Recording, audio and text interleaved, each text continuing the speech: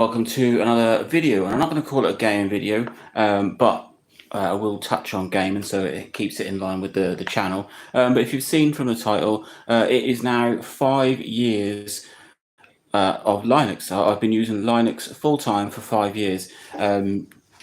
Today, July the 13th. So it would have been 2020. And just to give you a bit of back history, prior to that, 20 years prior to that, I'd been using Mac for 20 years. Before that, I'd used Windows. Never really liked Windows at all. Hence the reason I moved to Mac. But I don't know, things sort of changed about 5 years ago. I'd always had a bit of a keen interest in Linux, and I tried out various sort of different distros, a bit of Ubuntu, Xubuntu, some of the slimmer ones like LXLE, Crunchbang, DSL, Damn Small Linux, and I really got a bit of a taste for it. I'd had a bit of a side interest in Linux for quite some time, and a change in sort of circumstances. I'd been a business journalist, graphic designer, so that's where I kind of fell into the Mac world. And back sort of 20 years ago, Linux really wasn't that well supported. So you needed certain things like Adobe Suites and the latest desktop publishing that every other professional was using. So a Mac was the obvious choice, but my circumstances changed and I didn't need that anymore. Linux software has become it's almost sort of on par with Mac and Windows these days. So there isn't, apart from maybe the big heavy hitters from things like Adobe, etc., you can pretty much get most things on Linux. And if you can't get that exact thing, then there's always a good alternative.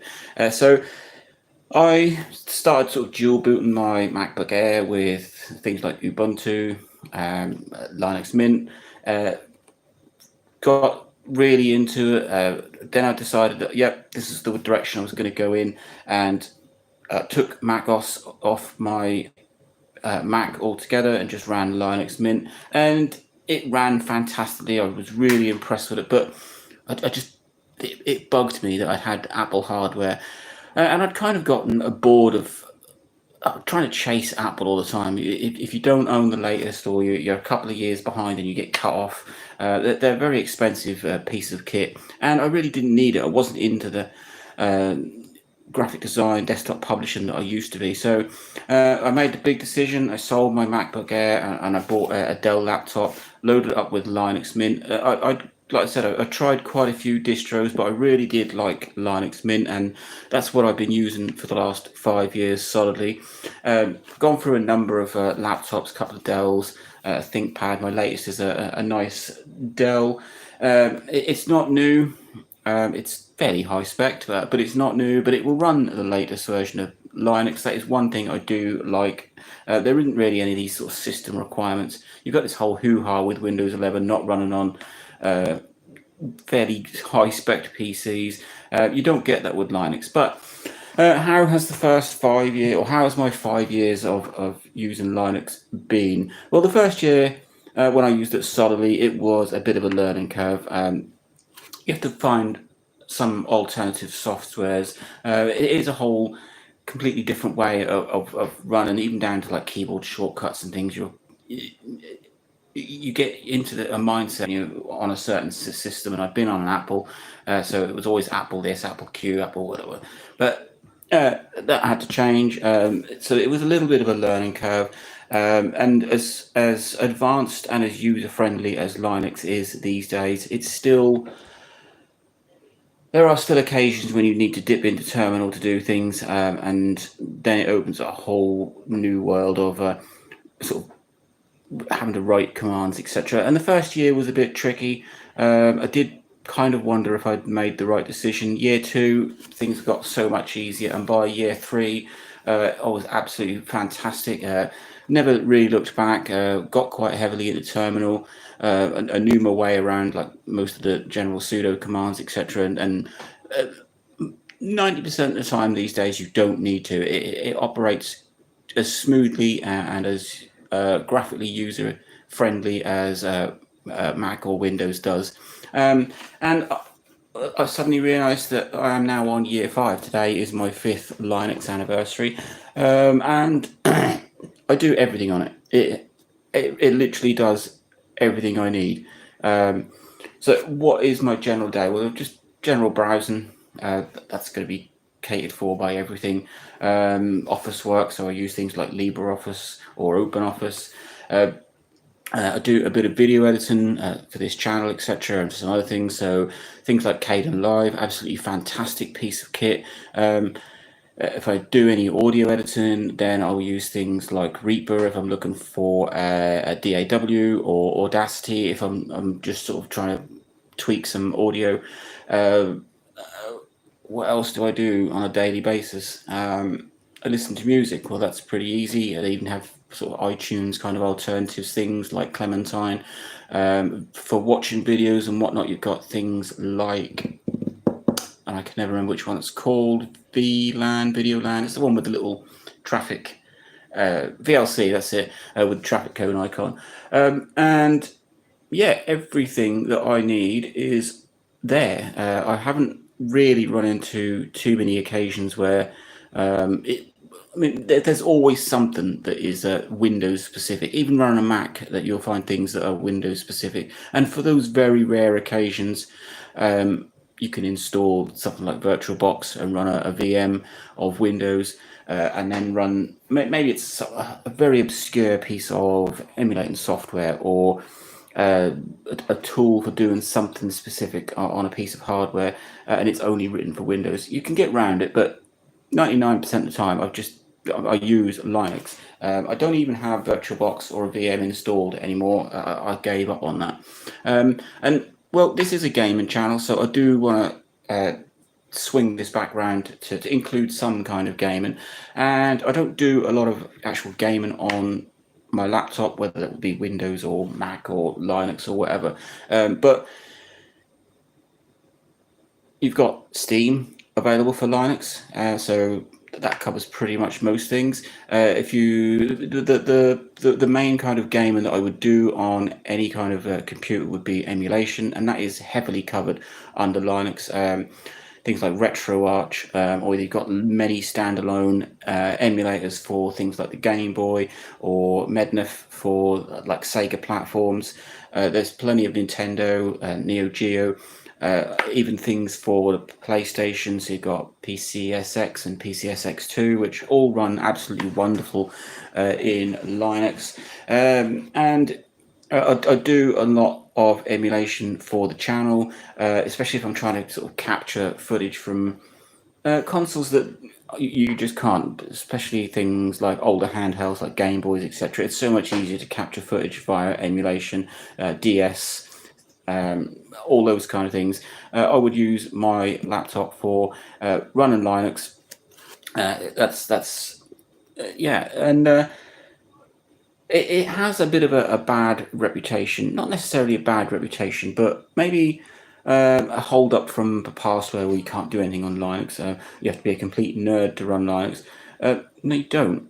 These days, it is so user friendly, and it's so much nicer to use than Windows. My sons have Windows 10 and Windows 11.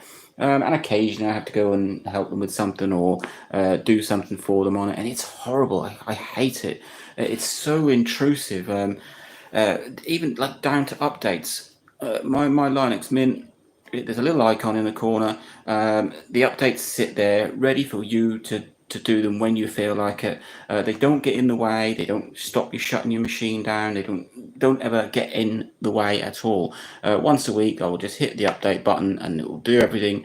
You don't even have to reboot most of the time. It's just pretty much there, and I absolutely love it. The one of the best things about Linux, well, first of all, it doesn't have a high system requirements. My laptop is about 5 years old. It's a 9th gen i5 with 16 gig of RAM, so it's pretty high spec, but it will run everything.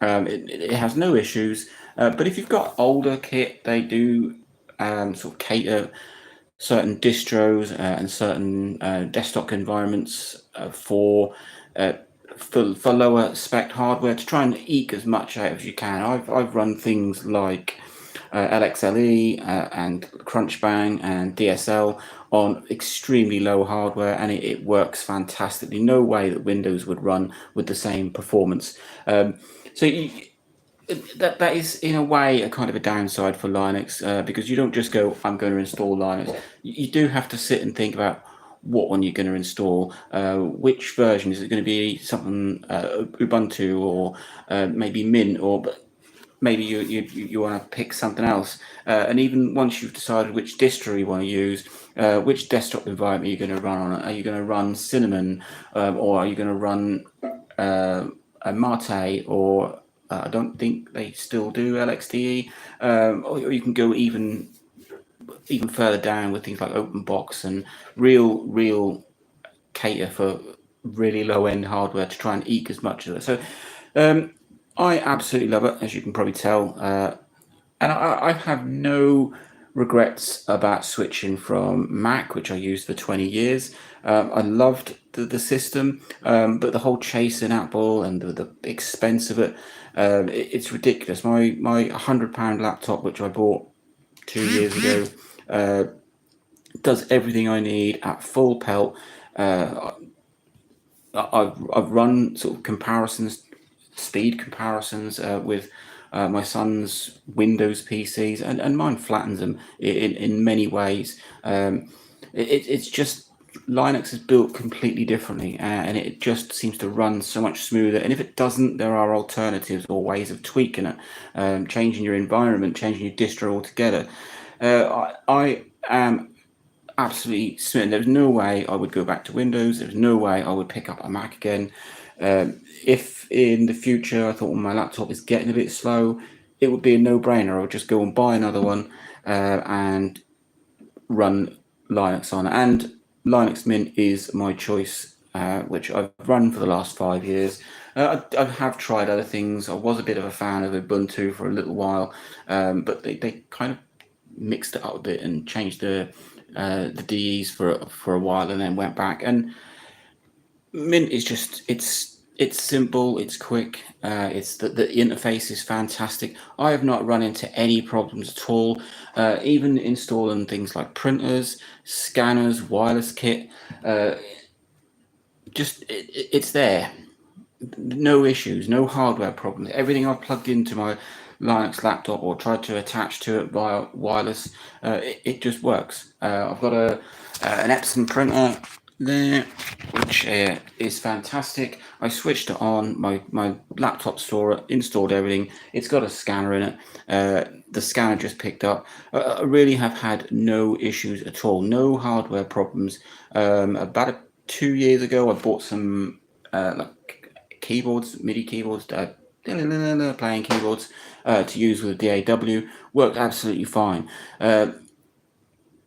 Mice, Bluetooth dongles, Wi-Fi adapters, anything you need to plug into it, it's there, and it's not going through the faff of Windows has got to find a driver, blah blah blah blah. It's out of the box. Nothing didn't work, and anything I plugged into it was fantastic. So obviously it does depend on what you're doing. If you heavily rely on things like Photoshop, Illustrator, InDesign, QuarkXPress, then you are going to run into, I can't run that on Linux. But for the general user, most apps are actually available natively for Linux, and if they're not, there's good alternatives, which it's not a huge learning curve. Okay, for instance, I've used Photoshop for 25-30 years. It isn't available natively on Linux. I mean, you could run Wine and get it running that way, but I didn't fancy that, so I thought, well, I'll have to find an alternative. And there's GIMP. Absolutely, it's a free.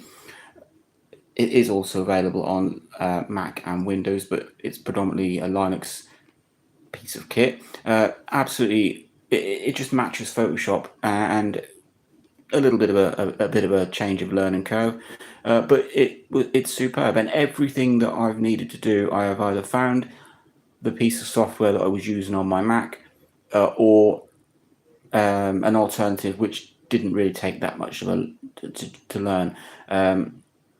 Anyone that says, "Oh, you can't do that on Linux," is probably not up to speed with how Linux runs these days, because it works fantastically. It's clean. It just works. That's all I can say. It's free as well. Just find whichever version you want to run. Download the ISO onto a USB, install, off you go, and it's fantastic. You don't have to worry about stupid updates. You don't have to worry about being cut off in the future. Once you get it running and it's set up, it's even the setup is an absolute breeze these days. I don't know, if you go back 10 years, then I would say yes, maybe Linux is still a little bit tricky, but it is so much.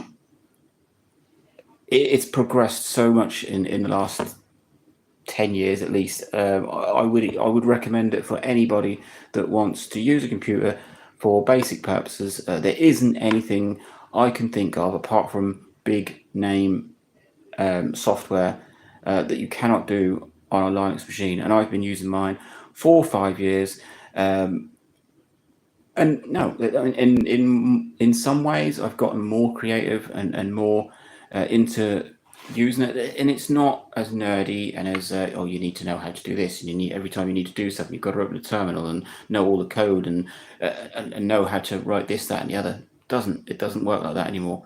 Linux is as graphically user friendly as anything else, and if not, I would say even more, because it is so streamlined and so user friendly. It is superb. So that is just my little rant. I said I was going to bring it round, and I do video editing, I do audio editing, I do gaming, I do emulation. I do general office tasks. Obviously, I do browsing and listening to music and streaming this, that, and the other, and watching TV shows and everything that anybody else. I probably, in my line of whatever I'm doing, have more specific needs than most people, and Linux still covers it. So if you're sick and tired of Windows, or if your Mac is getting on and you really can't afford, then give Linux a good thought. Look into it. I highly recommend something like Ubuntu, if that's an option. Linux Mint, absolutely superb, and you can do everything you need to do on it. Yeah, give it a go. I've been using it for 5 years and I absolutely love it. I would not change for the world. Link, like, subscribe, enjoy.